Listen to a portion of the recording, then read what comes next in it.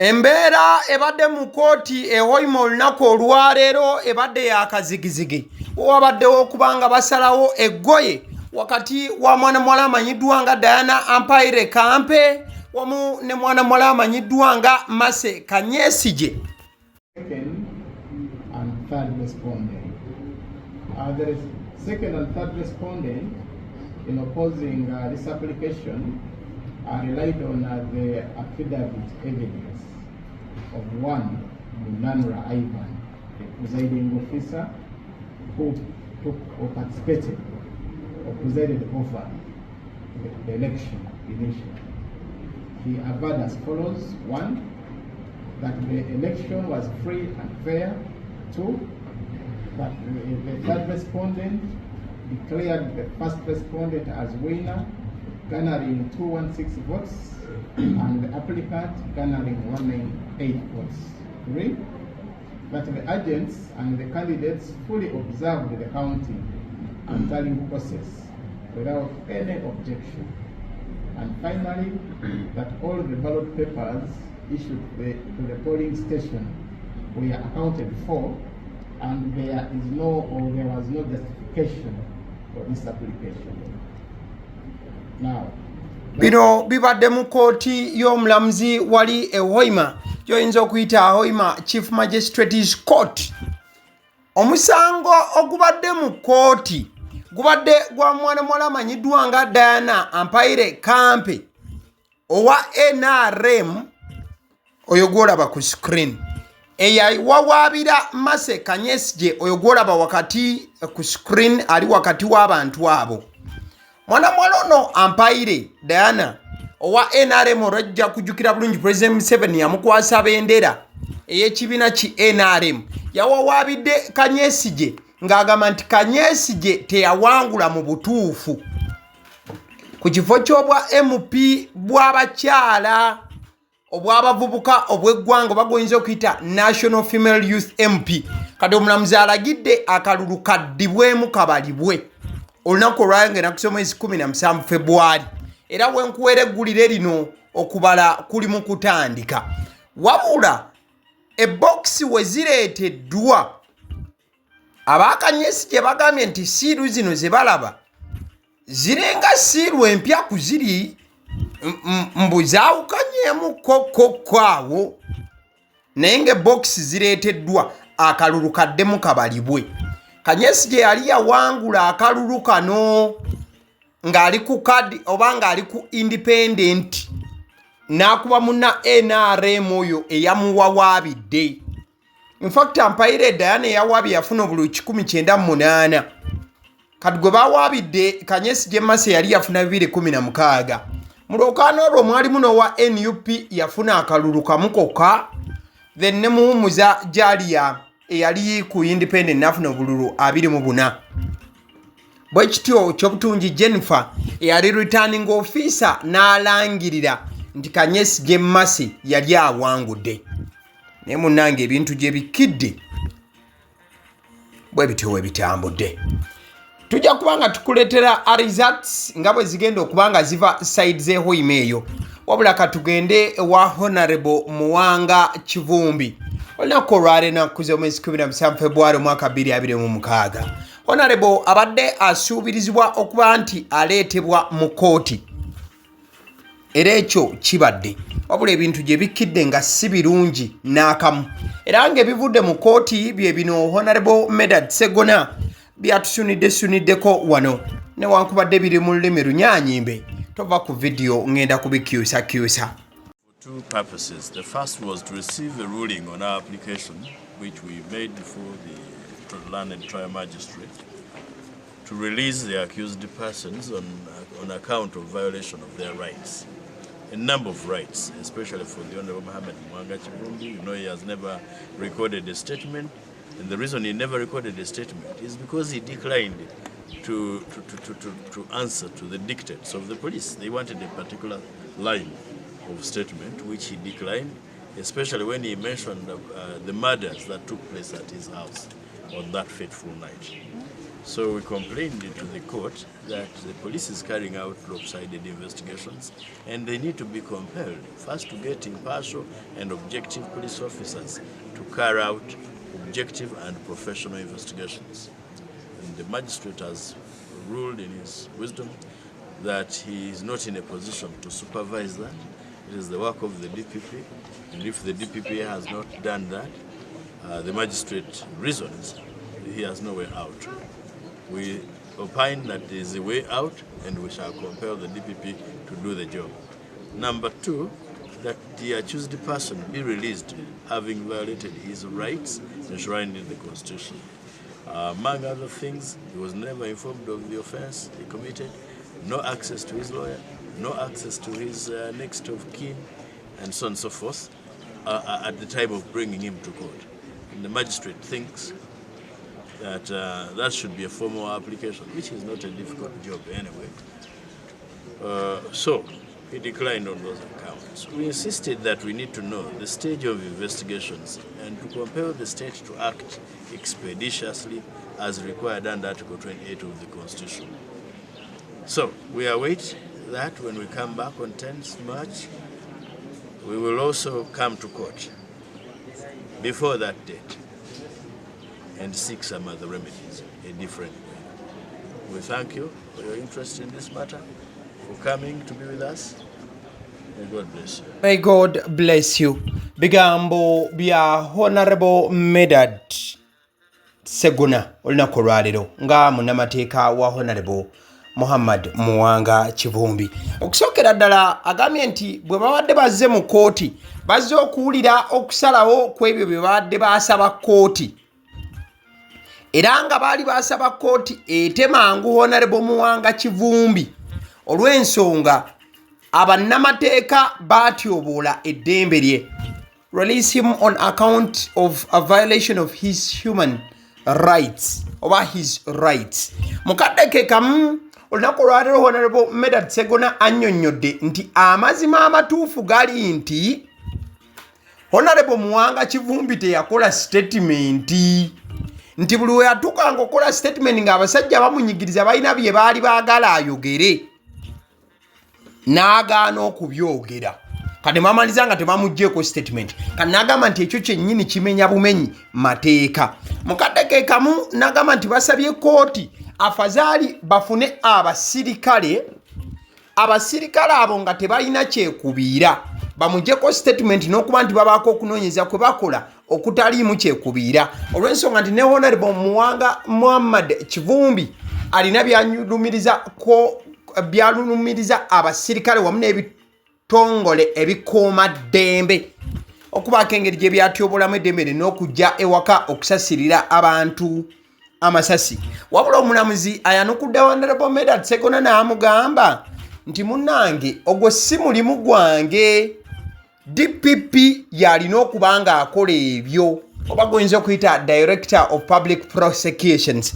Mukadde ke kamu Honorable Segona agambye nti ekyo tekigenda kubeera kizibu, bagenda kubaako engeri nabo gye banyiganyigamuko okulaba nga DPP atwala obuvunaanyizibwa obw'okukola bino byonna nga bwe binnyonnyoddwako mu kadde ako. In fact ebimu bye basimbyeko essira bwe badde bazze mu kkooti olunaku olwaleero kwe kugamba nti Muwanga Kivumbi we yali aleetebwa mu kkooti eddembe lye ate lyatyoboola ne badda ne mukati ne beewogoma olw'ensonga tebaamukkiriza kuleeta muntu we ow'okulusegero oba gwewandiise next of kin. Mukadde ke kamu tebaategeeza ku bannamateeka be wadde okuba nti babagulizaako Honorable Muhammad Muwanga Kivumbi yali wakubeera ng'aleetebwa mu kkooti.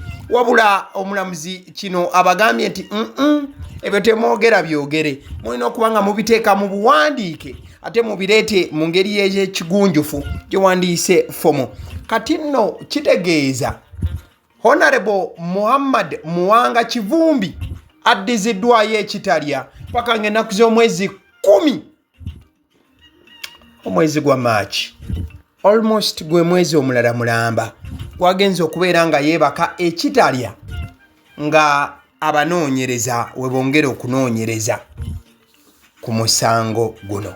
Wabula Honorable Segona ayongedde okuba nti agumya bannayuganda n'abawagizi ba NUP ne Honorable Muhammad Muwanga Kivumbi abagamba nti tujja kubaako ke tugezaako okubanga tukolawo nga n'ennaku z'omwezi 10 tezinnatuuka osanga alireetebwa oba n'akomezebwawo. I think ffe abatera okuba ntugoberera ensonga zino wadde tetwasoma byamateeka kyabadde ategeeza nti ajja kubanga agoba ku production warrant omukulu bamusembezeeko babeeko engeri gye bamukomyawo. Osanga kuwulira okunaaba bakoze okuteekayo okusaba okulala mu mbeera emu oba endala. Kugambye olunaku olwaleero NUP esibye mu mbeera ya keetereekerero na keetalo, si mu mbeera ya bulungi wabula mbeera ya kuzunga oba kudda mu kooti va mweno dda mweri nti ne bannamateeka babadde balina okweyawuzaamu. Era nga ku screen gw'olaba ye kooti ebadde etudde olunaku olwaleero wali eggulu Mama Dr. Lina Zedriga amyuka president w'ekibiina ki NUP wabadde aleeteddwa mu kooti wabula eno nayo ebintu ebivuddeyo tebibadde birungi. Sooka owulirize ku mulamuzi abadde mitambo gy'omusango guno tumanye Mama Dr. Lina Zedriga ebibye biwedde bityo olunaku olwaleero. Also whether the 2 hours paid for by the Defense Council is sufficient to conduct a reasonable verification of documents issued by authorities from the various parts of this country. Considering the nature of the case and aware that the accused person's constitutional right to apply for bail be maintained, it is proper to let her know her faith without much delay. Whereas the 2 weeks sought for by the prosecution is on the higher side to me, and that's likely submitted by counsel that the prosecution does not go back in isolation. However, I find that also the 2 hours suggested by the defense counsel is also short. It's too short to conduct a reasonable investigation. In the premise, I give the state up to Tuesday next week. That is on the 24th of February, to reply to the data application, and this court will make a ruling soon thereafter. Having ruled in the manner is above, accused person is further remanded till 24th of February, pending reply by prosecution to the accused person's legal application. Eyo yebadde ensalawo y'omulamuzi Augustine Alule Koma. Ono nga ye mulamuzi wa eggulu oba Gulu Chief Magistrate Augustine Alule Koma olunaku olwaleero asazeewo okubanga asindika Mama Lina Zedriga addizibweyo mu Kkomera paka ng'ennaku z'omwezi 24 omusango lwe gugenda okuddamu okubanga gutojjera. Naddala okuwulira oba banaamuwa bail. So, a deputy president wa NUP mu Northern Uganda, Mama Dr. Lina Zedriga, Babazizaayo mu Kkomera paka nga 24 omwezi guno gwennyini, ekitegeeza nti ye at least ennaku ze ziri kumpiko okusinziira ku balala abaleeteddwa olunaku olwaleero. John Mary Sebuufu yaddiziddwayo paka mu March, Honorable Muhammad paka March, kati Mama Dr. Lina Zedriga ye bamuzizaayo paka nga 24 wabula oluvannyuma lw'okuba nti asaliddwa addizibweyo mu Kkomera abadde asigadde ng'ali gumite oba eddoboozi lye nga teririimu kutyekera kwonna. I am very okay. Thank you very, very much for the solidarity. We are going to be strong and I will see where I will be. Yeah. Thank you so much. Thank you. Yeah, but it is a long story. Yeah. Thank you. Be strong. Be strong. It is adjourned to 24. Bubaka bwa Dr. Lina Zedriga ngagamba nti temutya badde kugamba nti waliyo omulamuzi agambye nti awadde state weeks 2 oba oludda oluwaabi weeks 2 lugende lwekenneenye ebimu ku biwandiiko n'okwongera okuba nga lwekenneenya naddala okusalawo ku kuwa omukyalo ono Mama Lina Zedriga bail. Omukyalo ono ojja kujjukira alina emyaka 64 bweddu. wabula bali ku side ye bagambye nti kati ate state esaba etya okugenda emale weeks 2 nga yeetegereza ebiwandiiko ate ng'ebiwandiiko biri ku side yaabyo. A writing from Dr. Lina Zedriga's official page saying that the state requested 2 additional weeks to verify its own official document. The word verification was put in bazita komachezo bazita obusukize bwetuyita mu Luganda ebintu no ebikyala bise kusaidi ya mama Lina Zedriga. Ale nzikiriza nkutegeze ku bannaffe aba Honey Bites bagamba nti bo omulimu gwe bakola gwa kukolera byakulya eby'abaana abadda ku masomero. Bwe tugamba abaana abadda ku masomero saabo bokka abadda ku masomero wabula n'ababeera ewaka balina package ey'ebyokulya eby'abaana mu line efaananako bwetyo. Gwe bakubire bukubizo bagambe njagala package y'ebyokulya by'abaana abali ku masomero ba abaana abalya ebyokulya. Balina ebyokulya yogera ku daddies, yogera ku binyeebwa, amawogola, yogera ku bagiya, yogera ku cupcakes, yogera ku donuts. Osobola okubafuna ku 0709 787508 ate era mukadde ke kamu bw'oba oyagala ku pizza size yonna era namba y'emu ate era mukadde ke kamu bakola ne cake eza buli mukolo babayita aba Honey Bites. Njagala n'okutegeeza ku bannaffe aba Alson Painters UG bano basiizi ba langi era nga balina obukugu mu kusiiga langi era bamanyi ne langi ki egenda ku kizimbe kyo era mu ruumu ki. Tebasobola kuddira langi yandigenze mu kisenge ate ne bagisiiga mu ddiiro ey'omu dining ne bagisiiga mu kinaabiro nedda. Alson Painters UG omulimu gw'okusiiga langi bagukugukira ddala basiiga ebizimbe okuviira ddala ku ruumu emu paka ku makalina n'amakalina gwe bakubira bukubizo bagambe nti Alson Painters UG namaliriza okuzimba ekizimbe kyange. In fact ne bw'oba olina ekizimbe nga kikadde nga olaba langi yaakyo efaanana si bulungi, Alson Painters UG bazze kugonjoola ensonga eno. Bakubire ku 0705 1936 be bannaffe aba Alson Painters UG. Aba Sedi Omusunsuzi lyerinnya eryange yenze aba Sedi Omusunsuzi yenze atuula emabega w'omuzindaalo buli lunaku era ly'eddoboozi ly'owuliriza ku mukutu guno aba Sedi Omusunsuzi ly'eddoboozi eryo era ng'omukutu kwoli gwe guno ogwagaliwo. Nagamba nti information yonna gy'olaba ku channel eno tetugattamu kintu kyonna ate tewali kye tutoolamu.